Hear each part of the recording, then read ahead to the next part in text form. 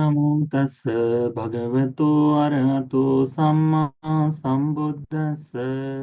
नमो तस् भगवतो अरहतो सम्मा सम्बुद्धस्स। नमो तस् भगवतो अरहतो सम्मा सम्बुद्धस्स। साधु साधु साधु। हमारे पूजा आचार्य जी को साष्टांग प्रणाम। साधु साधु साधु।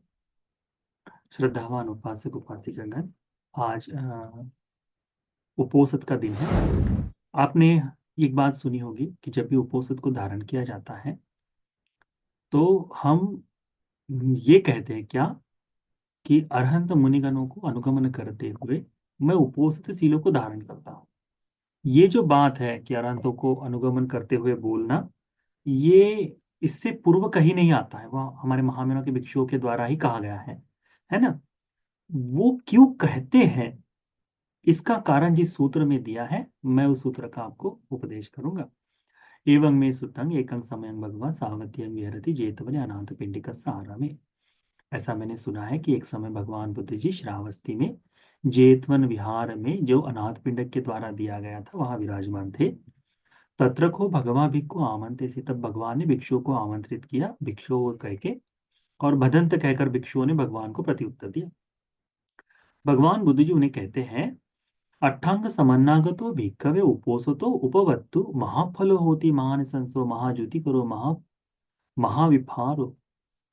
कि यह जो उपोसत को धारण करने वाला व्यक्ति है, वो उपोसत उपोसत जो है, उपोसत करने वाले व्यक्ति के लिए महाफलदायी होता है, महालाभदायी होता है, बड़ा विशाल ऐसा विपाक देता है, महाबल संपन्न बनाता है करके बताया है। तो ये कौन सा है जो उपोसत जो बताया है? तो यहाँ कहते हैं, इद भिक्खवे आर्य सावको इति पटि चिक्खति। कि यहाँ कोई आर्य श्रावक किस तरह से चिंतन करता है क्या? याव जीवं अरहंतो पानातिपातं पहाय पानातिपाता पटिवरिता निहत दंडा निहत सत्ता लज्जी दयापन्ना सब्बपान भूत हितानुकंपिनो विहरन्ति। इसमें क्या कहा गया है? याव जीवं अरहंतो पानातिपातं पहाय। ये जो अरहंत मुनिगण हैं, जीवन पर्यंत प्राणी हिंसा को छोड़कर, शस्त्र अस्त्र को छोड़कर, नियत दंडा दंड को छोड़कर, नीत सत्ता शास्त्र के मार्ग पर चलते हुए, बताए हुए मार्ग पर चलते हुए, लज्जा जगाते हुए, दयापन्ना दया से अभिभूत होकर, सभी प्राण भूतों के लिए, जितने भी सत्व है सबके लिए दया अनुकंपा करते हुए वे विहरण करते हैं। कौन? अरहंत मुनिगण। तो क्या कहा गया है? अहं पज। इसी तरह से मैं भी इमं च रत्तिं इमं च दिवसं, इस रात्रि में, इस दिन में, पानातिपातं पहाय पानातिपाता पटिविरतो, तो मैं भी जैसे अरहंत मुनिगण करते हैं, अहं पज, मैं भी उसी तरह से आज की रात्रि में, दिन में, यानी पूरा दिन पूरी रात प्राणी हिंसा को छोड़ दूंगा। किसकी तरह? अरहंत मुनिगण जिस तरह से कहते हैं। तो यदि कभी आप में ऐसा मन में भाव जागे कि बंते जी ने बोला कि अरहंतों का अनुगमन करते हुए हम बता रहे हैं, ये बंते जी ने शायद अपने से कहा हो। इस सूत्र में है, अंगुत्तर निकाय में ये सूत्र आता है, संक्षिप्त पोषत सूत्र में। फिर कहते हैं,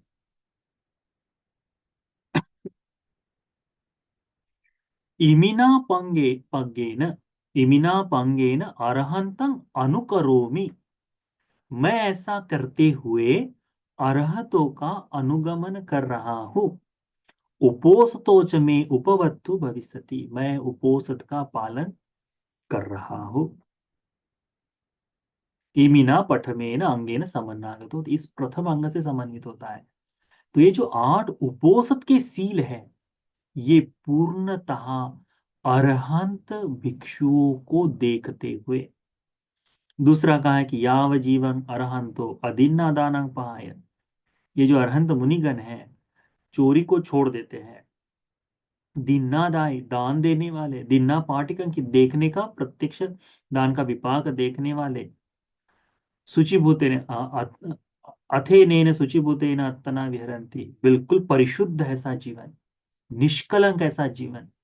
यानी भगवान ने कहा है ना कि अरहंत लोग इस लोक में ऐसे हैं जो धर्मानुकूल भोजन को ग्रहण करते हैं। भिक्षा मांग कर खाना यह धर्मानुकूल अरहतों के लिए है, सबके लिए नहीं है। हम लोग देखते हैं ना कि कहते हैं कि कोई, वर्तमान में भी देखा जाता है कि हम जैसा जवान व्यक्ति या फिर, ठीक है, अनेक जवान भिक्षु है, छोटे उम्र के हैं। भिक्षु को छोड़ो, आप में श्रद्धा है इसलिए, परंतु अन्यागम के साधु संत जो हो जाए, या फिर हम लोग भी किसी दूसरे के घर में भिक्षा मांगने के लिए चले जाएं, तो हमारे मुंह पर कह सकते हैं ना, जवान लड़का है, हाथ पैर चल रहे और भिक्षा मांग रहा है। क्यों? क्योंकि लोगों के मन में ये भाव है कि भिक्षा ये परिशुद्ध नहीं है इनकी, परंतु अरहतों की भिक्षा मांगना परिशुद्ध है। क्यों? क्योंकि भिक्षा लेकर उस ऊर्जा का इस्तेमाल किस लिए किया जा रहा है ना? अथेनेन शुचिभूतेन आत्मना विहरति, शुचिभूत होना यानी परिशुद्ध जीवन जीना है, परिशुद्धि का जीवन किया करते हैं। तो भोजन से हो जाए, पिंडपात से, दिए हुए दान से, सब तरह से भिक्षु का जीवन परिशुद्ध है।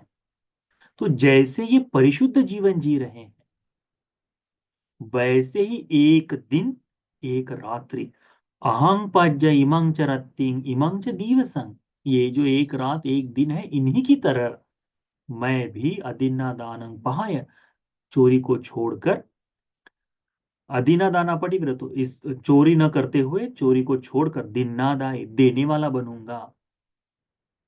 दिन्ना पाटिकंखी, देने का चिंतन करने वाला, देने के बारे में और सोचने वाला, उसके फलों को देखने वाला बनूं। इस तरह से मैं अपने जीवन को परिशुद्ध करता हूं। इस तरह से परिशुद्ध जीवन, समझ रहे हैं? उपोषित की सील ये केवल ऐसे नहीं कि हाँ इसमें लिटरली इतना कहा गया मैं उतना ही पालन करूं। तो कोशिश करो कि यदि आपसे हो पाए तो क्या करना है, मैं आज दिन भर सभी प्राणी भूतों के लिए मैत्री करूंगा। तो उपोषित के दिन में अनिवार्य है सबने मैत्री करनी है। 5 मिनट के लिए हो, 10 मिनट के लिए हो, आधे घंटे के लिए हो, कितना भी विपस्सी करने वाला व्यक्ति हो चल जाएगा, परंतु उपोषित के दिन में मैत्री करनी। क्यों? क्योंकि इसमें कहा गया है, लज्जी दयापन्ना सब्बपान भूत हितानुकंपिनो विहरंती। इस तरह से सभी प्राणी भूतों के लिए विहरामी, मैं विहरण करूंगा। विहरंती यानी करते हैं, करते थे, करूंगा विहरामी। ठीक है, उस बात को ध्यान में रखो। फिर उपोषित के दिन में आपने ध्यान में रखना चाहिए क्या? चोरी नहीं करूंगा, चोरी को छोड़ दूंगा। अदिन्नादान पहाय, चोरी को छोड़कर, अदिन्नादाना पटिविरत, इससे परे होकर दिन्नादाय, देने वाला बन। तो उपोषित के दिन में आपके हाथ से कुछ न कुछ दान होना चाहिए। धन की आवश्यकता नहीं, उस तरह से कहे तो। नहीं तो हो सकता है ना कि भंते जी हमेशा धन के बारे में, दान के बारे में कहते तो धन की इच्छा होगी, नहीं। कुछ भी, अभी देखो आज ठंड के दिन शुरू हो गए हैं। एक उपासक ने, अभी हमारे यहाँ 5-6 भंते जी हैं, तो उसने पूछा, भंते जी हैं तो सॉक्स लेके आया। अभी क्या, अभी हम भंते जी को, अभी आपके क्लास में बैठने से पहले हम भंते जी को पहना कर आए, पूजा करके आए हैं। और भंते जी ने देखते ही, ये तो बहुत सुंदर है, चलो अच्छा हो गया करके। तो ये जो है आज उपोषित के दिन में किसी ने दिया है, समझो। तो ये जो आनंद आना है वो है।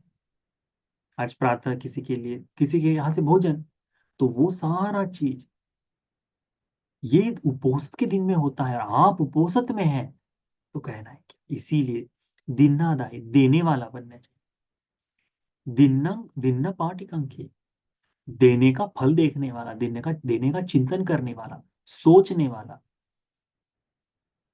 चिंतन करने वाला बनना चाहिए, उसकी विपाकों का। हम जैसे पटी संख्या या 1900 कहते हैं ना, उसका मैं प्रत्यक्ष करता हूँ पिंडपात की, उस तरह से ये पाटिकंखी उसके फलों का चिंतन करने वाला, उस दान के बारे में चिंतन करने वाला बनना चाहिए। क्योंकि अरहंत देखते हैं, सारिपुत्र भंते जी को नहीं पूछा था कि इस ब्राह्मण ने तुम पर कोई उपकार किया है, किसी पर उपकार किया तो याद रखो। किसी को याद है? सारिपुत्र पंडित जी कहते हैं हाँ, एक बार इसने मेरी मदद की थी, ये उपकार मुझे याद है। दूसरों के दिए हुए दान को भी चिंतन कर रहा है। इस तरह से सोचना चाहिए हमें, तो वो देखना चाहिए। तीसरा सील है याव जीवं अरहंतो अब्रह्मचर्य पहाय ब्रह्मचारिणो। पूर्ण पूरे इस जीवन में अब्रह्मचर्य को छोड़कर ब्रह्मचारी जीवन जीते हैं। आराचारिनो वीरता मेथुना गाम धम्मा। पूर्णतः मैथुन धर्म से परे हो जाते हैं। मैथुन धर्म से परे, ये ब्रह्मचर्य का सील है। उनका आचरण ऐसा है कि संपूर्णतः संसार से अलिप्त का भाव लगाकर, इसमें किसी तरह का इस तरह से अपिशुद्ध चिंतन न करते हुए केवल और केवल मैथुन से विरत होकर ब्रह्मचर्य का जीवन जीते। कौन? अरहंत मुनिगण तथागत का श्रावक संग। तो अहम पच, मैं भी इसी तरह से इमं च रक्तिं इमं च दिवसं, इस रात्रि में, इस दिन में अब्रह्मचारी जीवन को छोड़कर ब्रह्मचर्य का पालन करूंगा। मैथुन धर्म का आचरण जो करना है उसे आराचारी, इस आचरण को दूर कर ब्रह्मचारी का जीवन जीते हुए मैं मैथुन धर्म को छोड़कर परे रहूंगा। तो इस दिन में कोई पति पत्नी दोनों इकट्ठा करके उपोषद का पालन कर रहे हैं, तो कोशिश करो कि भी दूसरे दूसरे ही बिछाने हो, रहने के लिए, सोने के लिए, बैठने के लिए। उसका आवश्यक है ब्रह्मचर्य का। विशेष करके युवकों ने आज के दिन किसी भी तरह का अभद्र ऐसा, जिससे कामुकता जागे, ऐसा दर्शन नहीं करना चाहिए, क्योंकि उससे ब्रह्मचर्य को हानि होगी। मन तो बड़ा चंचल है ना? थोड़ा सा चाहिए उसे, और उसे उम्र का कोई बंधन नहीं। लोगों को लगता होगा कि शायद हो सकता है कि 40 साल, 50 साल, 60 साल होने के बाद ये काम की इच्छा खत्म हो जाती है। ऐसा नहीं है। ये अग्नि तो जलते ही रहती है। ये सोशल मीडिया से आने वाली चीज घी का काम करती है, उसमें थोड़ा सा जलते पटक से आग जल जाती है। अंगारे अंदर जल रहे हैं, ऊपर से बूढ़ा शरीर दिखाई दे रहा है, मन से चिंतन चलता है। तो वो भी थोड़ा दूर हो जाए। किसी भी तरह से आज ब्रह्मचर्य का पालन हो, इसका चिंतन किसके लिए करना है? कि अरहंत ऐसा है, इमिना पांगे ने, इस अंग का अरहंतं अनुकरोमि, मैं अरहंतों का अनुगमन कर रहा हूं। स्पष्ट रूप से कहा है। उपोसतोच में उपवत्तु भविष्यन्ति, मैं उपोसत का पालन करने वाला हूं, उपोसत का जीवन आज जीऊंगा, उपोसत का सुरक्षा करूंगा करके इसमें कहा है। तीसरा, झूठ बोलने के लिए उसी तरह से मुसावादं पहाय मुसावादा पटिविरता सच्चवादिनो सच्चं संधा थेता पच्चैका अविसंदवाद को लोकस। क्या कहते हैं इसमें? सत्यवादी, सच्च को धारण करने वाला, धरने वाला, धीर स्थिर, बिल्कुल सत्य पर स्थिर स्थिर, सत्य का ही आचरण अनुकरण करने वाला, बातों में भिन्नता ना आए, विभाजन ना हो पाए, ऐसे ऐसी ही वाणी को बोलने वाला इस जलोक में अरहंत है। ऐसी वाणी का प्रयोग करने वाले अरहंत मुनिगण हैं। तो इन्हीं की तरह मैं भी आज सत्य को बोलूं, सत्य को ही उठा कर रखने वाला बोलूं। तो कोशिश करिए कि आज के दिन में कोई गाली गलौज कुछ नहीं होनी चाहिए। मैत्री, प्रेम, करुणा, गुस्सा नहीं। क्योंकि संसार में गुस्सा तो करते ही आ रहे हैं, क्रोध करते ही आ रहे हैं। एक दिन अधिष्ठान कर कर इसका पालन करो। फिर आगे कहते हैं सुरा मेरे मज्जपमाद ठाना। आज अरंत जो पूरी जीवन पर्यंत किसी तरह का नशा नहीं करते, मैं भी इन्हीं की तरह आज संपूर्णतः किसी तरह का सूखा हो, गीला हो, जैसा भी हो, मैं नशा नहीं करूंगा, इसका प्रण ले लो। तो अरहतों का अनुगमन करते हुए इमिना अंगेन अरहंतं अनुकरोमि उपोसतो च मे उपवत्तु भविष्यति। इस तरह से अरहंतों का अनुकरण करते हुए मैं उपोसत शील को धारण करता हूँ, उपोसत का जीवन जीऊंगा। लिटरली शब्द का मतलब है, ठीक है। फिर कहा है, यावजीवं अरहंतो एक भत्तिका। जीवन अनंत मुनि जो है पूरे जीवन भर में एक भोजन से जीने वाले हैं। रत्तु परता, रात्रि को छोड़कर। वीरता, यानी रात्रि से दूर होकर, वीरता विरत होकर। विकाल भोजना, विकाल में खाने वाला कोई चीज नहीं। एक भक्ति का ये जो शब्द है, ये है एक बार भोजन करना है। यानी काल में दो प्रहर में जो बताया गया, प्रातः का पहला प्रहर, दूसरा प्रहर, इस तरह से दो प्रहर में, यानी सुबह सूर्योदय के बाद का पहला प्रहर और 12 बजे तक उसका दूसरा, ऐसे दो दो प्रहर तक 6 घंटे का समय होता है कुछ। इसमें एक समय भोजन। फिर भगवान बुद्ध जी ने थोड़ा सा नियम बना दिए कि कोई भिक्षु यदि भिक्षा लेकर आता है या यवागु कोई दान में देता है या सुबह के नाश्ते में कुछ दिया जाता है, तो वो सुबह का वो थोड़ी सी निहारी कर सकता है। परंतु भिक्षा भोजन के लिए तो वो एक समय का भोजन उसके लिए निश्चित है। रत्तु परता, रात्रि से परे होकर। रात्रि का नहीं, वो एक समय का। यदि कहीं कोई आप ऐसा है कि भाई जी, कोई कहता है ना कि मैं दिन का खाना नहीं खाता, मैं केवल रात्रि का खाना खाता हूं, तो ये उसमें नहीं आता। इसमें कहा है रत्तु परता, रात्रि को छोड़कर। वीरता, इससे विरत होकर। विकाल भोजन, विकाल भोजन नहीं करते। तो मैं भी विकाल भोजन नहीं करूंगा। इस तरह का जीवन जीना हो गया, अरहतों का अनुगमन करना है। ये हुआ छठा। सातवां क्या है कि माला, नच्च गीतवादित विसूख दर्शन, माला गंध विलेपन धारण मंडन विभूषण ठाना पहाय। इससे पटिविरता, इससे विरत होकर वो रहते हैं। वो सातवां हो गया। आठवां है, याव जीवन अरहंतो उच्चासयन महाशयन पहाय। उच्चासयना महाशयना पटिविरता, नीच सेयं कप्पेति। साधारण सी निचला ऐसा आसन को धारण करते हैं। इसका मतलब जमीन पर सोते ऐसा नहीं, ठीक है। जमीन पर सोते ऐसा नहीं है। भगवान के समय में आपने देखा होगा, काष्ठ से बनी हुई बहुत से उनके लिए शैयाएं बनाई जाती थी, लकड़ी के तख्ते रखे जाते थे। उसके ऊपर भगवान ने कहा भी है कि अपना दोहरा चीवर दोहरा चिवर आदि बिछाकर आप रख सकते हैं। तो उस तरह से तो कोई हल्की सी मेट्रेस हो, जिसमें बहुत ही कंफर्ट ऐसा ना हो, कि साधारण मेट्रेस।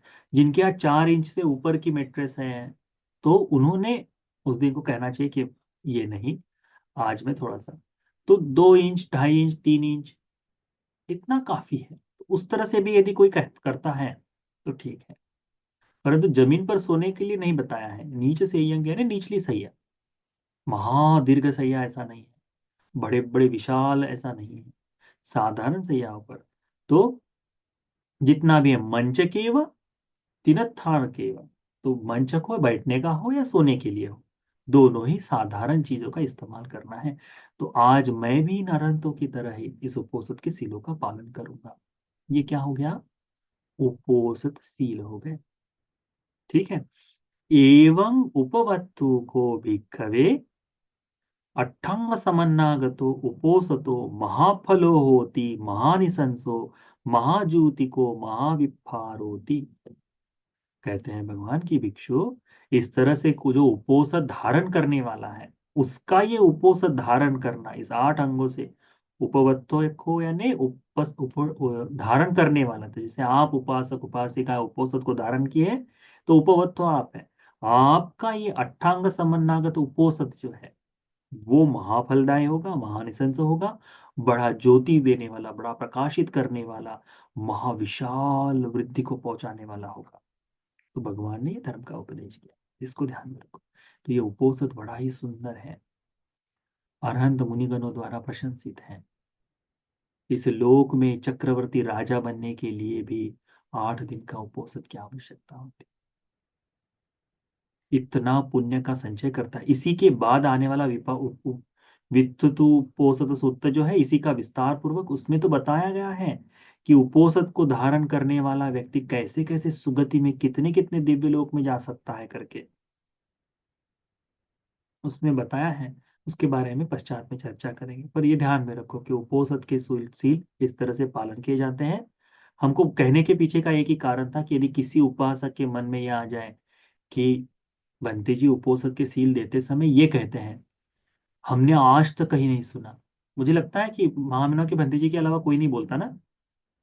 हाँ, इसीलिए क्यों नहीं कहता, क्योंकि तो इसमें लिखा गया है क्या, ये स्पष्ट शब्दों में लिखा गया है, इमिना पंगेन अरहंतं अनुकरोमि, उनका अनुकरण करते हुए उपोसतोच में उपवत्तो भविष्यति थी, उपोसत को धारण कर कर मैं ऐसा जीवन जीऊंगा। तो इस तरह से, इसीलिए उसे ध्यान में रखो, श्रद्धा से धर्म सुनो, श्रद्धा से धर्म का पालन करो। मैत्री का अभ्यास उपोसत के दिन में अनिवार्य है, दान देना अनिवार्य है, धर्म का पालन करने के लिए उत्साहित होकर धर्म का पालन करना अनिवार्य है। इन तीन धर्मों को कंटिन्यूटी में पालन करो, आपके उपोषद बहुत सुंदर फल देंगे, बहुत लाभदायक होंगे। तो आज ये धर्म का उपदेश आप सभी को इस बुद्ध शासन में भगवान के बताए द्वारा उपोषद शीलों का पालन करते हुए, धर्म का पालन करते हुए मुक्ति के लिए उपकारी हो जाए। सा सा